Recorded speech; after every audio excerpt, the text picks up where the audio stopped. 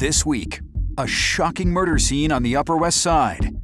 Plus, a woman shoved onto the subway tracks in TriBeCa. And the man accused of killing a New Jersey councilwoman heads to court. The defendant does not have a right to delay these proceedings.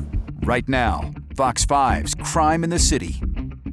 Here are the crimes across the 5 boroughs. We begin this week in Queens, where an off-duty NYPD officer is shot in a road rage fight. That unidentified officer is recovering tonight at a local hospital after police say he was ambushed by 2 men during a dispute that resulted in the officer getting shot. Ashley Rodriguez is live at the scene in Maspeth, Queens. Ashley, what do we know right now?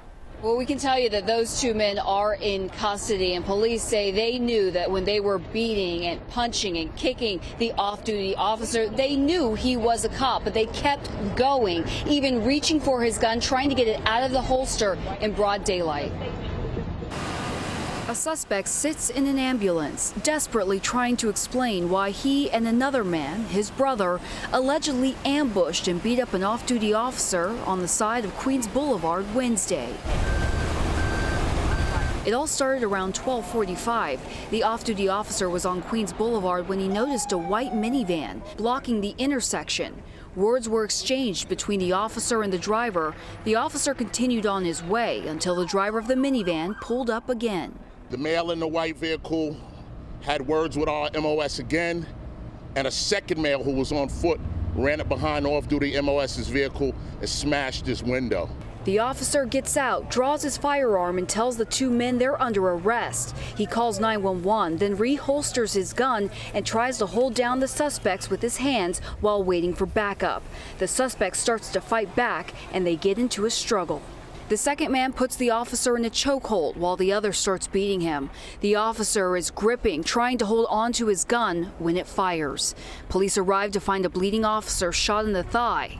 The Police Benevolent Association, writing in a statement, "We're thankful that our brother is going to recover, but this incident highlights the dangerous environment on our streets, not just for police officers, but for all New Yorkers. These 2 repeat offenders didn't think twice about attacking a cop and trying to grab his gun. What will happen if our dysfunctional justice system spits them back out onto the streets again?" Now, the suspects have been identified. They are brothers Edwin and Sean Rivera, and between them, they have multiple prior arrests. They easily could have killed this off-duty officer, but thankfully he will be okay. Over in Manhattan, police make a horrific discovery in an Upper West Side apartment. To this now, an investigation underway on the Upper West Side. This is after police say a family of 4 was found stabbed to death. The bodies of the 4 were discovered inside of a 4th-floor apartment on West 86th Street yesterday afternoon. Police entered after being called for a wellness check. Officials believe the 41-year-old father stabbed his 40-year-old wife and their 2 children, a 3-year-old girl and a 1-year-old boy, before killing himself. Residents say the man was the super of that building and getting ready to start a new job. He was ready to make a positive move. He's a young man with 2 beautiful children. He's been doing his job at our building for the last week while Lenny's on vacation. Well, police are still working to figure out a motive. Next in Midtown, a man stabbed in the stomach inside a Target in Herald Square. The NYPD also investigating a stabbing inside a Target store. This is Herald Square. The victim, a 33-year-old man, was stabbed in the stomach around 2 p.m. yesterday at the store. It's on 34th Street. He's reportedly in serious but stable condition. The motive for that attack is still unclear at this point. So far, no arrests have been made in that case. Downtown in TriBeCa, a woman is shoved while waiting for a train right onto the tracks. Breaking news. Police just arrested a suspect wanted for shoving a woman onto subway tracks in TriBeCa. They're charging 41-year-old Samuel Junker with felony assault. He's accused of pushing a 34-year-old woman onto the tracks in an unprovoked attack. It happened Tuesday night at the Chambers Street station. Fortunately, the victim did not make contact with the third rail, and other subway riders were able to pull her up to safety. And finally, leaving the city, the suspect in the murder of a New Jersey councilwoman heads to court.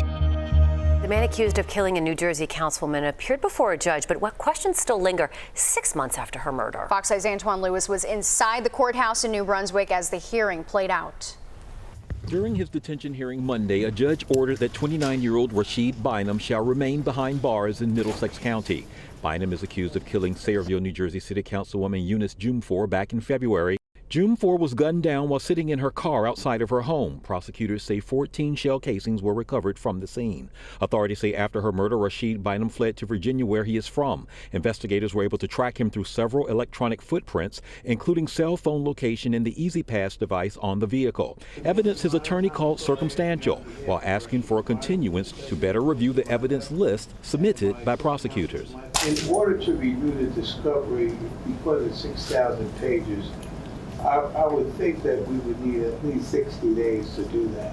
What the defendant does not have a right to is to delay these proceedings and to stop this case from moving forward. This court finds that the defendant has failed to rebut the presumption for detention with the proof necessary to show that he does not pose a danger to the community. The proceeding was interrupted near the end when Mary Jumfor, the victim's mother, threw a bottle of water at the defendant as he was about to be let out.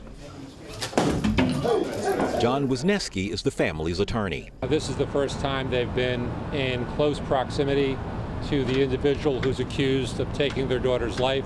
It was very traumatic and very upsetting for them. More information about the connection between Jumfor and Bynum was also revealed. Prosecutors say Bynum was part of an outreach ministry Eunice Jumfor facilitated, and they lived under the same roof for about 6 months before he moved back to Virginia. Rashid Bynum has been charged with murder, possession of a weapon, and possession of a weapon for unlawful purposes. The next court hearing in this matter has been set for October 30th.